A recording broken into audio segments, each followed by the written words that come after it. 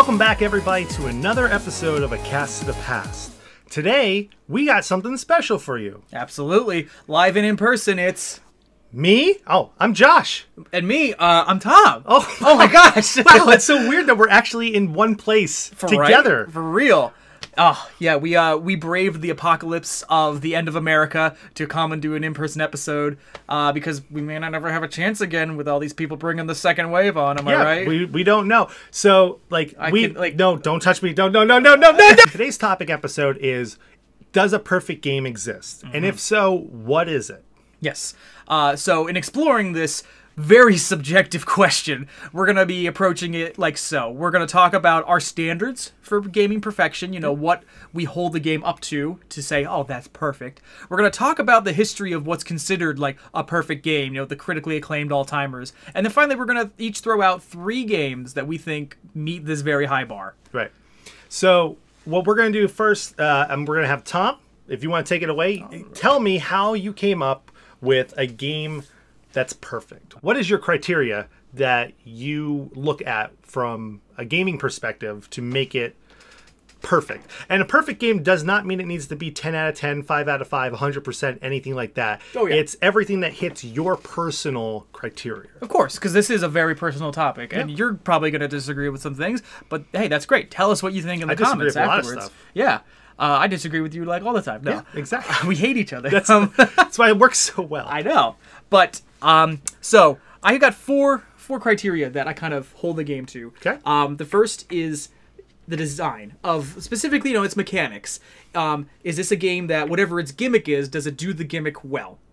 Okay. 2 is user interface. How well does the game let me learn it? And how well does it, like, you know, let me interact with its world?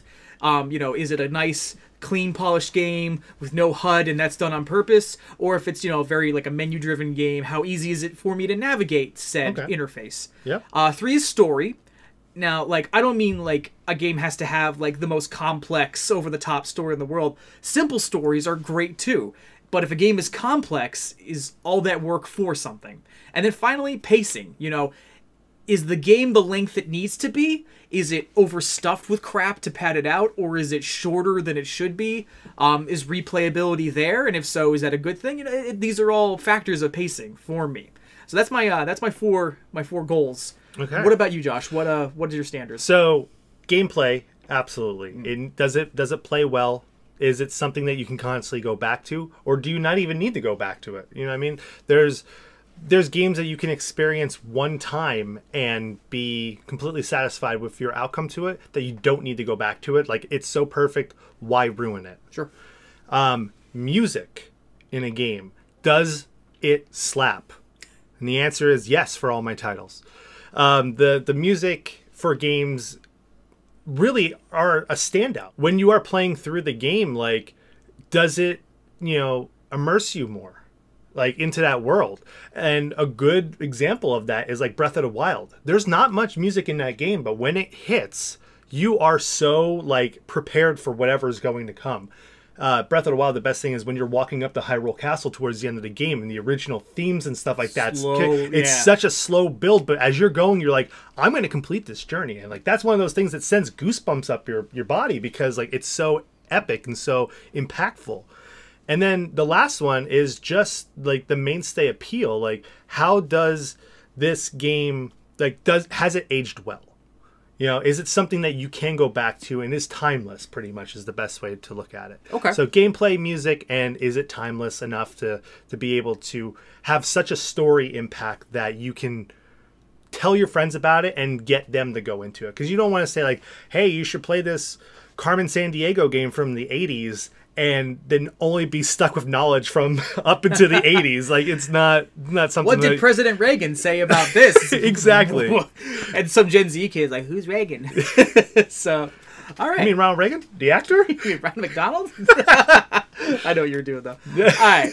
So, those are our standards. So let's talk real quick about games that are considered perfect. The ones you see at the top of lists all the time, all over the internet. Right. Like, you know, which ones do you think are on those lists justifiably, and which ones are you kind of like, for me, nah, you know, like What do you think? So, on the top of the list, I know everyone always talks about Mario Brothers 1, Mario Brothers 3, Legend of Zelda.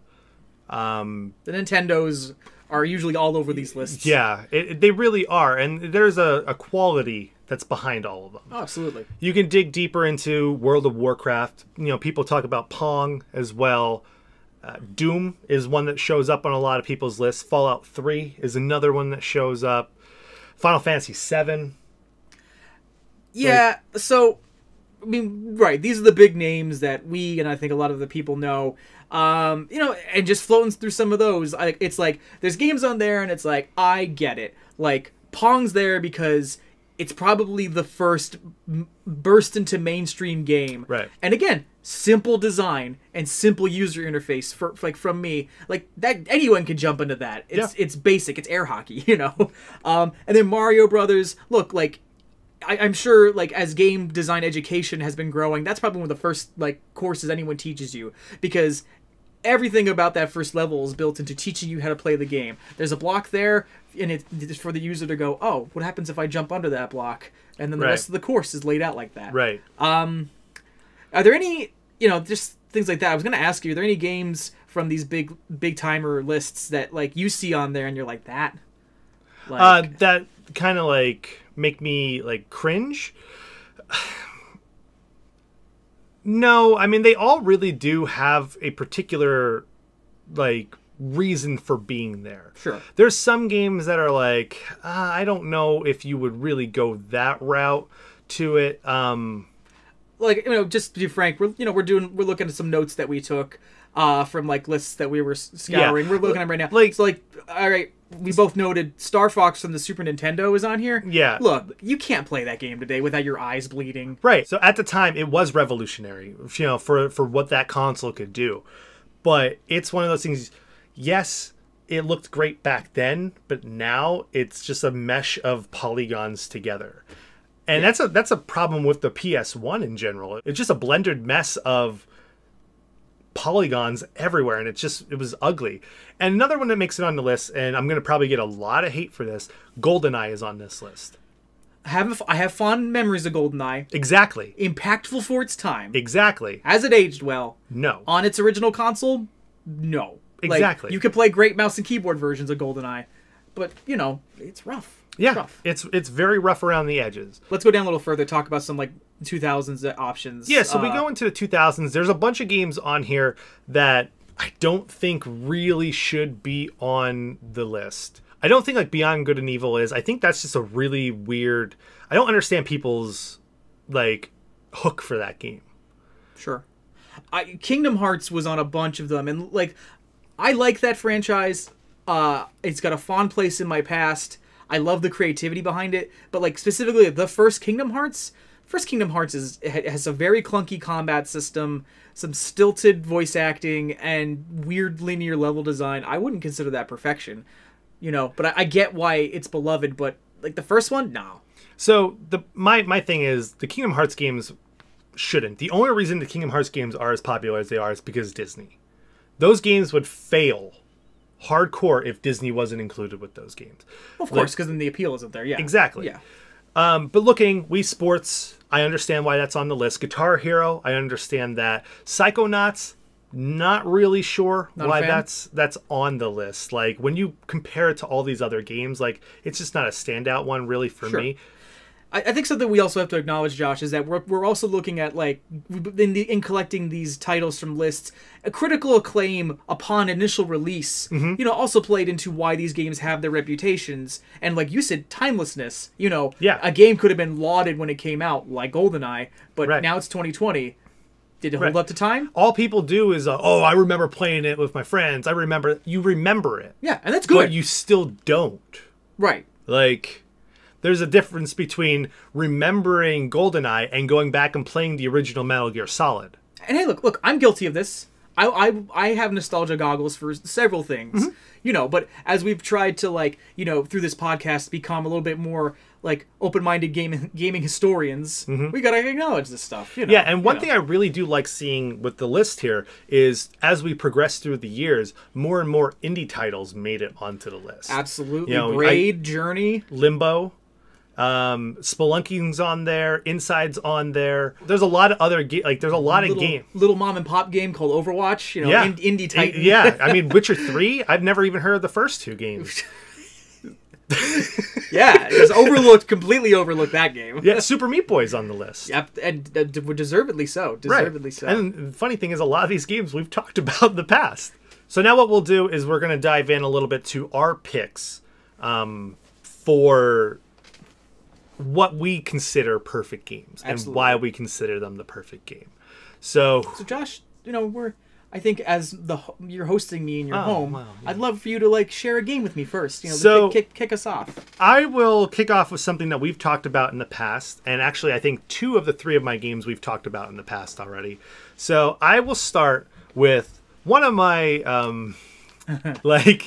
I guess go-to games to always talk about with people, and that is Shovel Knight. Yes, we have a full episode on it. You should definitely check that out on the podcast streams, link in the description. But Josh, why don't you tell me how this met your standards for perfection? So this not only is timeless when it comes to the gameplay to it. It reminds you of the best games that we've talked about in the past. It reminds you of Super Mario. It reminds you of Super Mario Bros. 3. It reminds you of Legend of Zelda. It reminds you of NES DuckTales. It reminds you of Mega Man. It reminds you of all these classic franchises put together in an awesome story that's so minimal that you are so invested in all the characters in this game. Followed by an amazing soundtrack by Jake Kaufman. It is an amazing soundtrack that I have on all of my music streaming services. It's one of those things when I'm working out, I'll listen to Strike the Earth because that is just such a pump up song that you know that you're going to start this adventure. Being able to play the game on all different consoles and getting different experiences with all of them. The PlayStation version, you get Kratos. The Xbox version, you get the Battletoads. The Wii version, Wii U version, Switch version, whatever, you had co-op mode to it. Now you get a lot of that in all of them, but it's so awesome that this game that started off as a Steam and Wii U game just blossomed into this mega release, and it was still pumping out DLCs to the beginning of 2020. And it's so awesome that all of those DLCs were given to us for free, and they're almost full games inside of them too. So it feels good, it looks great, it makes me constantly go back to it, and like I said, the music to it just makes you so invested in that world, and the characters are lovable. Even though you're supposed to hate them, they're all so lovable because they're all just full extremes of what their characters actually are. I agree with you on basically the majority of those points, just because I also was sucked into Shovel Knight when I picked it up. So yeah, I can see everything why you think that's an essential, perfect piece of gaming history. Yeah, totally down with that. And it was an indie game. It was a Kickstarter game that's the Kickstarter gold standard. Yeah, it really is. It's not a Mighty Number 9. It could be. It could have been. It could have been. Yeah, but you don't want that. Nope. So what is your first game to show me? Well, the first game, it's one I've talked about on the podcast, I think, a couple times. And, I very openly believe that this is, I still think to this day, this is the best video game ever made. And it's when you talked about perfection, it was well, no, I'm going to talk about Portal. So here's the thing about Portal and all my criteria. Like I said, mechanics. The portal hopping mechanics are beautifully realized, and user interface, through user interface and story, just combined, all these things are tied together. You're thrown into this game, and because you're in story, you're a confused kind of amnesiac patient in a medical facility or some kind of science lab, Aperture Science, Yep. But I'm just saying. Yep. The tutorial section are tests built into this lab, so it's this perfect why am I learning this? Because the game's telling there's a reason for learning this, and you learn it very quickly, and you learn it step by step, and then by the time you can start getting into the curve of the hard levels, you know how to do it and how to adapt, and then the game respects you enough to be all right, now you're going to be more on your own, and you got to be more on your toes. And then deeper into the story complement, when the twist of the game hits, you're even more on your own, but the story works and makes sense. And like I said, simplicity of this story, it's you wake up in a lab and you don't know what's going on, and then you slowly start realizing something's not right. And then when you get to the climax and realize what this has all been about, it's a malevolent AI testing you because it hates humans and everything, and it all comes together and you have to defeat it. It's just this the neatest bow on top of everything. And then pacing. Portal's a game you can complete in a nice Sunday afternoon, you know, beginning to end.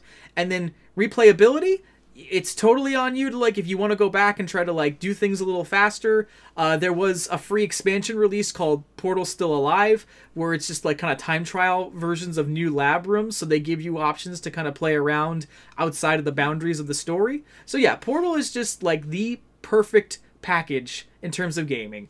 Good idea, interesting story, great to play, and great to replay. And that's why I think, like, no game has been as perfect as Portal since 2007. Yeah, when you're talking about the tutorial level to that, I thought of Portal 2, and I really like Portal 2 over Portal 1. But 3/4 of the way through the game, you learn a new mechanic, and then the game has to reteach you that towards the end of the game, and it gets really annoying. And that is one nice thing, I think, with Portal 1. I think I like Portal 2's story more than Portal 1, but Portal 1, for the type of impact that it had, I think has a more mainstay appeal than Portal 2 does. Don't get me wrong, I love Portal 2 as well, because it's more Portal. What's not to love? Right. But I do agree with you, like, especially in that mechanic, the gels and everything, it comes way too late in the game, and it does interrupt the flow a little bit. Right. So, yeah. It slows it down. That's what, it's an A-, whereas Portal 1's an A+. Okay. And, I mean, has a catchy catchphrase. Cake is a lie. Yep, iconic. Has an awesome song, Still Alive, which you can play in Rock Band. Oh, you can. So, I mean, there's always good stuff. What more could you want? Right. But Josh, I want more from you. So what's next on your perfect game lineup? So we talk about trifecta of, you know, games and stuff like that. And I know in the podcast we talked about a game that had an Avengers-style grouping of a team of unlikely people to create a game called Chrono Trigger. Yes. The winner of our first ever March Madness tournament in 2019. You can check out that episode in the feed's description. Chrono Trigger, I mean, what more can you talk about? You know, if everyone talks about what's the greatest Super Nintendo game of all time, it's Chrono Trigger. What's one of the greatest games of all time? Chrono Trigger. Everyone talks about how amazing Chrono Trigger is. It did time travel in a way that's understandable to everybody, that's enjoyable. It has RPG mechanics that aren't ridiculous when it comes to making sure your team is ready for any type of fight. You can end the game a quarter of the way through the game if you want, if you're really good at it, but you probably won't be able to. It has a wonderful cast of characters. The music is so on point. The music hits the right notes on every timeline that you're in, on every town, every city, every battle that you're in. It's just such a perfect game. Like, if there was a 10 out of 10 ranking, this would be a 69 out of 10 because it's nice. Nice. I can't really say any more than what we have in the previous episode about Chrono Trigger, but like, it's one of those games that's just feels so right to play. Like, I can't find any flaws with that game. It was an incredible experience. It's like I said in our episode, it's a game that I bought on multiple, consoles and systems, just because, like, I love this, and when you were saying, like, one of your standards for gaming is music, I was like, well, Chrono Trigger, besides the fact that I could see it on the desk, Chrono Trigger is going to be on here because the soundtrack of that game is, when we talk about slaps, this slaps you so hard you're unconscious, you know?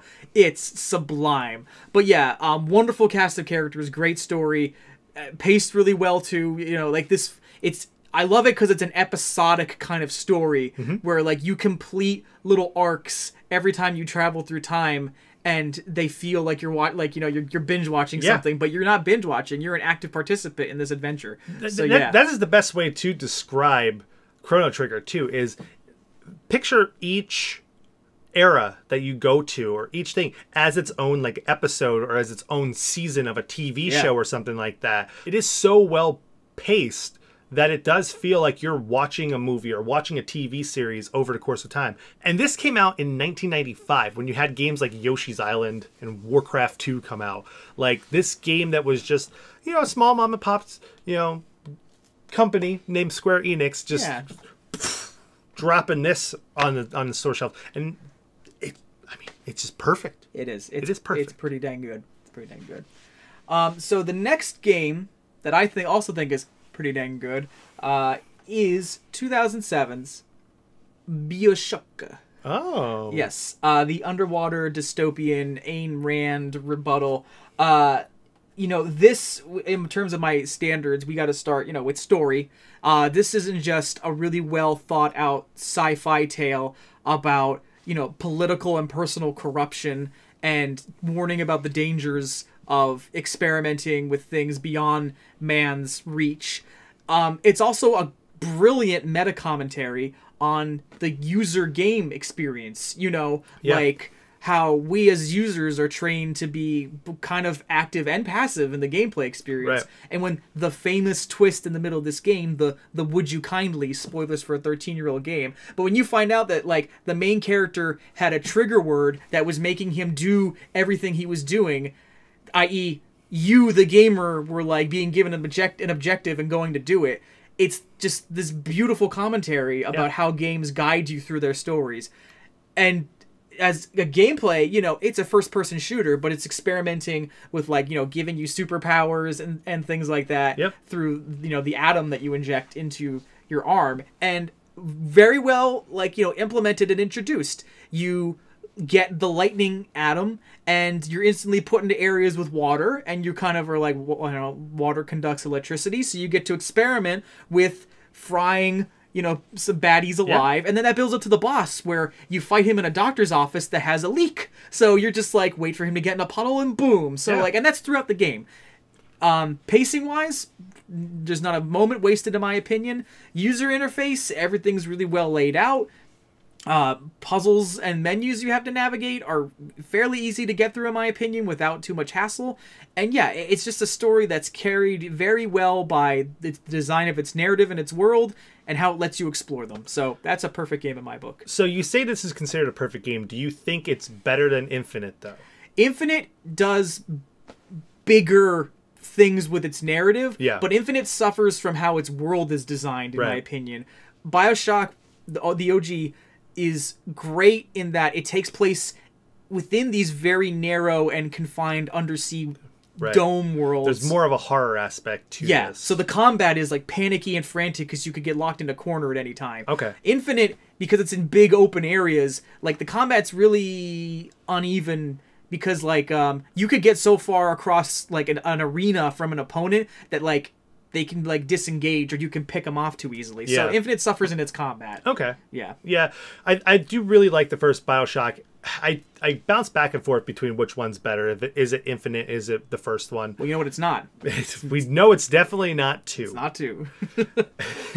But I love the music to the first BioShock, and I will give it major props. Though there's a lot of covers in BioShock Infinite that really just tug on my heartstrings. They're just so good. I would have to probably give it to BioShock 1 because, like you were saying, it's such a confined area. It's more of a horror and an action game put together rather than a political thriller action game that Sci-fi, Infinite is. time travel, Exactly. Yeah. I mean, I think there's really nothing more that you would need to say about BioShock at all. Yeah, that's the definitive word. No critic ever needs to write an article about BioShock again. Tom Peeler took care of it for you. So, Josh, you have a final game that I need to hear the final word on. Yes. So, it is the perfect platforming game ever made. Super Mario World. That is the best 2D Mario. I will say that, yeah. The perfect platforming game. The levels are perfectly placed. The music effing slaps is the best way. It introduced us to the Yoshi mechanic, introduced us to the great Koopa Kids that we have. There's so many awesome things. It's one of the best Mario designs that we have in a game as well. The secrets that are inside the game, all these things have transitioned over to other Mario games. And this is where it started. And this game still holds up to this day. Like, I will still go back and play this game nonstop, whether it's on cartridge form or if it's on the Super Nintendo Classic or the SNES games for the Switch, anything along those lines. Super Mario World is the perfect platforming game. And I love Celeste, I love Shovel Knight, I love The Messenger, but none of them can compare to how perfect of a game Super Mario World is. I gotta give it to you. You know, like, there's two 2D Marios that I love. It's Super Mario Brothers 2 and World. But like, you gotta give the edge to World in just between those two because, you know, Mario Brothers 2, not an actual from the ground up Mario game. So World, you know, all the love and detail that was put into that, super admirable. And yeah, colorful, poppy art style, just the most charming soundtrack, great levels. Yeah, I agree with you completely. I would say in terms of 2D Mario platforming, it's pretty good and a great choice. A great choice. Thank you. But go ahead and I talk about my game here. But what is yours? I don't see it over there, so well, I feel like it's a game that I don't own. Yeah, BioShock's covering it. No, it's I mean, you know, it's like, yeah. While we're on the topic of Mario, just in terms of recent gaming history, and 3 years, about to be 3 years old as of this year, so we could potentially do a full episode on this. Josh, I just realized we can do an episode on Breath of the Wild. Oh my gosh. Wow. But speaking of this and Breath of the Wild, so Breath of the Wild, you know, masterpiece, good game, but it went again by my Mount Rushmore of criteria. Odyssey really meets it. Now, even if this were to perchance be your first Mario game, we're talking about mechanics and user interface. The way that this game, you know, drops you in its opening a world and lets you explore and lets you learn is beautiful, especially with the addition of the Cappy enemy, you know, mind control mechanic. Super well implemented, you know, the world of the hats, which I'm not remembering right now, but this video clip will say the title. Yep. It's these nice big open spaces for Mario to jump around and run around in, and then you got the hills to learn how to roll down, and then you got elevated platforms to jump, and then you've got this nice linear course to learn mind control, and then when you finally set out across that power line for your first adventure, you've completed your introductory course to Mario, and you didn't even think about it. Yeah. Story, super simple, same crap as always Mario. Bowser is trying to forcibly abduct Peach and without her consent marry her, which apparently is still acceptable, just like getting weirder and weirder as time goes on. And, you know, it's hero saving someone they love from someone who's doing something morally wrong. Right. That's universal. Right. And then replayability, here's the cool thing, and pacing. And then replayability and pacing, here's the thing about Mario Odyssey. There are a generous amount of the power moons that are easy enough to get for kind of like new tier intro level gamers, and as well as stars that are there for like the seasoned pros. You only need 120 power moons to beat like the mainline narrative of stop Bowser, get through that incredible closing level, and save the day. So, you know, again, if this is your first Mario game, you can do it. And it's, you know, it's possible and you can be the hero, and that's great. But if you want to keep going, there's so much more in this game for you to check out. And these levels are so big and open with unique things to look for and discover that, again, there's a lot to go back for. I've gone through this game kind of in two phases so far. It was the initial buy and playthrough, and then, you know, I took a couple months off and then picked it up again and decided, oh, I want to like clean up, increase my power moon count. And again, I didn't even finish it. I've not like 100%ed Mario Odyssey, but I know there's stuff to go back to because it's a generous game. Yeah. And that's where I think, like, you know, in terms of recent history, that's probably perfection in my book. Yeah, I won't agree with you on that one because I'm not a huge fan of Mario Odyssey. I like the more level-based Mario games, very similar to Mario 3D Land. Okay. I think those are a little bit more my style of gaming. I appreciate the nomination for it as a great game. It was fun, my time playing through it. I think the best part of it really was that final level where there's a big spoiler where you can turn into a certain character, and it's just awesome. That was like worth the whole playthrough. There's times I felt really annoyed with the mechanics of how Mario controls, and that just goes back to Mario 64 and just the way that it is. I don't know. There's just something about those games that just feel so dated. Okay. Mechanic wise. Sure. I get you. I know it's not your cup of tea, but just, the way that it stacks up, that's just for me. I respect it. All right. So I want to add one last game to all of this. And it's one that I think all gamers can unify together and agree and admit that this is the perfect video game of all time. All right, what is it? Tetris. Oh. It's mathematically the perfect video game. Well, it's the reason why the Game Boy was such a runaway hit. It's the reason why, Tetris, I feel like I could take a picture of Tetris to any country on this planet, and somebody would be able, even no matter what the language barrier, would, get it. Yeah, even with my criteria, story, get rid of blocks. Pacing, whenever you want to stop. Music. Yeah. No, for real. It's so iconic. But it is one of those things that it's still releasing to this day in different fashions, and it's perfect every single time. Yeah. There's a version of Tetris out there for you, no matter what you're looking for. Like, you have the original Tetris. You have Tetris 2. You have Tetris Plus, which came out on the PlayStation, which was a story-based Tetris game, which was awesome. If you need that, yeah. You have Tetris Effect, which came out on the PlayStation 4, which was like a mind-blowing version of Tetris, which is also included in a VR version of Tetris. You have Tetris 99 for the Battle Royale people out there you go. who love those fork knives and loves those payment legions. League of Payments? League of Payments. It's not a Battle Royale game, but I know what you're doing. Yeah. But there is a version of Tetris out there for everybody, but the game...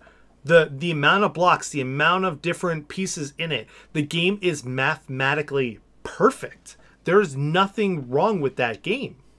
Like, I'm sorry. Like, I will defend Tetris as being the perfect video game to the end of days. It's like, cards or checkers or chess. Yeah, I get what you mean. It's one of those simplistic things. I think like in 100 years... people are going to be playing Tetris, in old folks' home, because it's just the universal appeal of it, undeniable. You can play Tetris on anything. Yeah, it's available everywhere. There's a version out there for you can even play it on Linux. If hey, hi Linux users, thanks for watching. Now, bear in mind through all this, these are just 3 examples from us. We know this is super subjective. Yes, and we would love to hear what you think qualifies as gaming perfection. So please tell us in the comments or, on any of our socials. We want to know, what do you think is perfect and what are your standards? Yeah, what do you consider not only a perfect game, but what are your criteria to making a game perfect too? Like, did we miss something huge to actually include on, saying like, well, Chrono Trigger could be better because of this, then, we're open to any and all ears and text and comments. Yeah. However you want to communicate.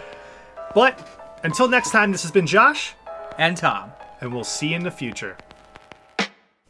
Well, that's all the time that we can spend in the past, so thanks for listening. Subscribe to A Cast of the Past on iTunes, Stitcher, and Google Play. And stay up to date with A Cast of the Past by making sure you follow us on Facebook, Twitter, and Instagram. There you can be the first to know when new episodes drop, as well as joining in on discussions on all things gaming. And until next time, we'll see you in the future.